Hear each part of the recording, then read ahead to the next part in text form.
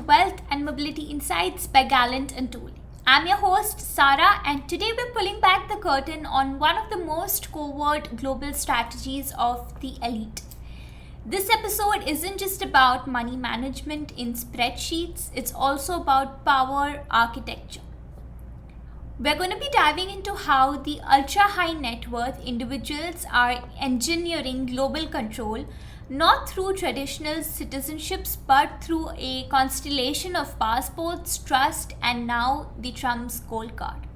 This card is more than the gold foil and politics. It could be the next axis of influence, wealth, and the American access. And to help us break it all down is a man who built strategies for dynasties, Naitik Mehta, an international strategist. Naitik, welcome. Thanks for having me, Sarah. This is where real power lives. Let's begin with the real difference, Naitik. What separates someone with wealth from someone with power? Great question. Most people think of wealth in terms of net worth, but the ultra rich don't just accumulate, they design. Think of it like a chess versus checkers. Checkers is reactive, chess is architectural. Every piece, every move, every consequence is pre-planned. They don't just hold money in banks, they hold assets in structures. Think of it like a Singapore private trust company managing generational wealth, Swiss holding companies for cross-border investments, Bahamas insurance wrappers to defer tax, Luxembourg feeder funds for European real estate. Each piece reduces friction, improves control, and enhances stealth. So it's like they're living above the system. Exactly. The goal isn't just to make money, it's to own nothing but control everything. Naitik, let's talk about passports, not just as travel documents, but as strategy tools. Absolutely, Sarah. A second passport today isn't about vacation perks. It's about sovereign optionality. We work with clients who hold 4 to 6 citizenships, not for vanity, but for tax optimization, emergency evacuation, banking flexibility, and family protection. Let me give you a real-world example, Sarah. A Middle Eastern client we worked with held a UAE residency for tax-free global income, a Portuguese golden visa for European Union access, a Grenadian passport to access China and the US via the E2 treaty, and Maltese citizenship for elite access for his kids. If political instability hits one region, he and his family can pivot immediately. Yeah, it's like building a survival kit, but legal, of course. It's survival, but also leverage. In some cases, your passport determines which banks you can use, what funds you can access, what IPOs you can participate in. Passports today are power multipliers.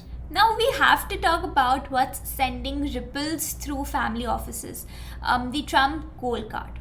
Yes, it's buzzing, especially in the ultra-conservative high net worth networks. While it's not yet official US policy, we are seeing strong whispers and infrastructure forming around it. Clients' benefits is that it may offer a faster track US residency with minimal IRS exposure.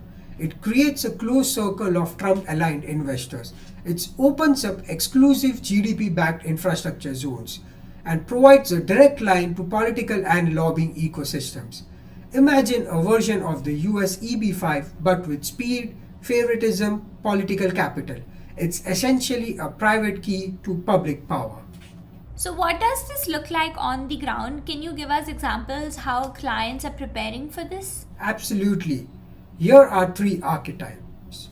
Client X, the Mexican manufacturing tycoon, a legacy family in industrial metals. Their US exposure was once minimal, but post 2024 they set up a Delaware Foundation for Compliance, a Florida REIT anchor to Republican projects, a $3 million political donation corridor. They are betting on gold card access to unlocking zoning, permits, and faster acquisition rights. Client Y, a Southeast Asian digital payment CEO. He holds citizenship in Vanuatu and Malta, but his real play is in the US fintech. He's integrating his firm with the MAGA-aligned blockchain lobbying groups, preparing a trust for $5 million in a patriotic innovation to qualify for the Gold Card Fast Track program. gaining credibility as a pro-American digital finance pioneer. Client Z, a Gulf family office fourth generation. Currently based in Monaco, they are reallocating $10 million into red state infrastructure projects like freight rail, logistics, clean energy. They're angling for soft policy inclusion in 2028 GOP governance platforms. It's not just about wealth, it's also about positioning, right? Exactly. The gold card is a signal, just like waving a private access bridge to the US influence. Let's go a little deeper. If someone is listening and they had the means, how would they actually architect their global system? Here's what I would build, Sarah. A Monaco or a UAE residency based on operations and lifestyle insulation. Send Katie's passport for mobility and tax neutrality. Singali office for banking, control, and confidentiality. A Swiss trust for long-term dynasty control and privacy. Trump Gold Card pathway for US political access and emergency realignment. A Cayman Star Trust which holds IP, real estate, and crypto assets invisibly. We use what I call the invisible fortress model. You own nothing. You control everything. You are anchored in zero risk jurisdictions but operate in all of them. Compared to the traditional EB-5 immigration, what makes the gold card more appealing to the elites? Three critical differences. Number one, political access.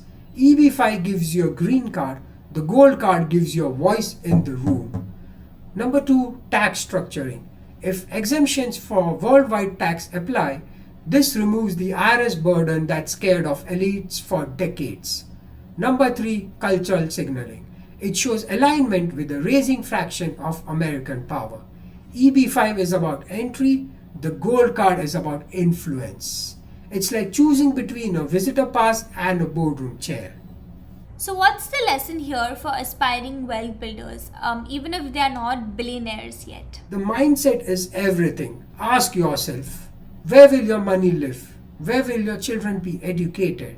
Where can you exit at speed if needed? Where are your vulnerabilities? The ultra-rich don't think in borders, they think in buffers. They design jurisdictional ecosystems that give them insulation, leverage, and legacy. You don't need $100 million to start. You just need to start thinking like a sovereign, not a citizen. Naitik, what an episode. We've explored why billionaires collect passports like hedge positions, how the Trump's gold card is becoming the elite's golden key to the US, and why the future of wealth isn't national, it's network. To our listeners, you may not own a trust in Liechtenstein yet, but you can start designing your life like your legacy depends on it, because let's be honest, it actually does.